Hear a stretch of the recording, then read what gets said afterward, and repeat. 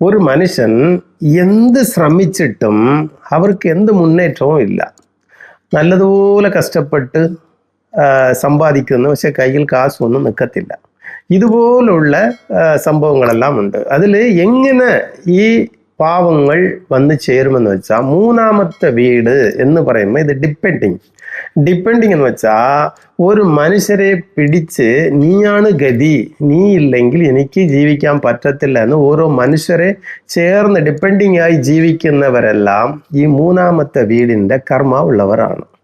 അപ്പം കഴിഞ്ഞ ജന്മത്തിൽ ഇതുപോലുള്ള പാവപ്പെട്ടവരെ, എന്തെങ്കിലും ഒന്നും ചെയ്യാൻ കഴിവില്ലാത്തവരെ നമ്മൾ അവർക്ക് സഹായിക്കാതെ, അവരെ മാറ്റി നിർത്തി, അവർക്ക് ഒന്നും ചെയ്യാതെ, അവൻ നമ്മുടെ വീടിൻ്റെ അടുക്ക വന്നാലും അവിടെ പോങ്ങി വരരുത് ഇങ്ങനെയൊക്കെ പറഞ്ഞ് അവരെ തെറിപ്പിച്ചാൽ അവർക്ക് ഈ ദോഷം പിടിക്കും. മൂന്നാമത്തെ വീടിൻ്റെ ദോഷം പിടിക്കും. ഈ കർമ്മ കഴിഞ്ഞ ജന്മത്തിലുണ്ടെങ്കിൽ ഈ ജന്മത്തിൽ നമ്മളെ ഒരുപാട് ഉപദ്രവിക്കും.